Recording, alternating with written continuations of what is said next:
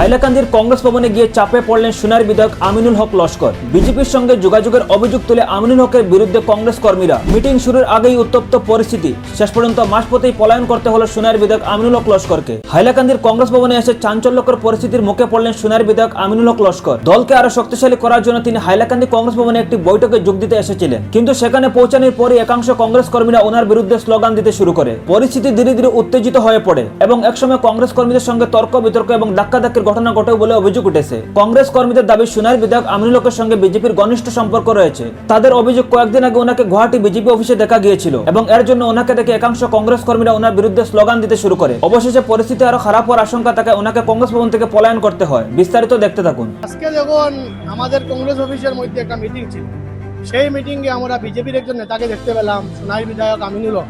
তিনি কয়েকদিন আগে আমাদের গুয়াহাটিতে গিয়েছিলেন, কিংবা কোনো একটা মিটিংয়ে গিয়েছিলেন। সেখানে গিয়ে দেখি বিজেপির অফিসে উনি ঘোরাঘুরি করছেন। আজকে এখানে কংগ্রেসকে মজবুত করার জন্য এসেছিলেন, যার জন্য ওনাকে পাবলিক এবং আম জনতা মুর্দাবাদ দিয়ে ওনাকে বিদায় করে দিয়েছে হাইলাকান্দি কংগ্রেস অফিসে।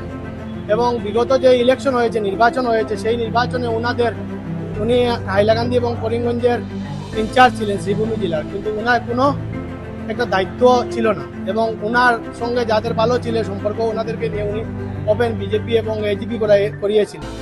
যার জন্য ওনাকে আমি মুর্দাবাদ দিয়ে এখান থেকে সরিয়ে নিলাম, কারণ পাবলিকরা যেরকম হেলসফুল করছেন, পাবলিক ওনার উপরে হাত তুলতে পারেন সেরকম ছিলেন পাবলিক, যার জন্য ওনাকে আমি এখান থেকে বিদায় করে দিয়েছি। যে বিজেপি পলায়ন করেছেন, আর কি করবেন? পলায়ন না করলে তো পাবলিক ওনাকে উচ্চ মধ্যম দিবে, উপায় নাই, তার জন্য উনি পলায়ন করেছেন।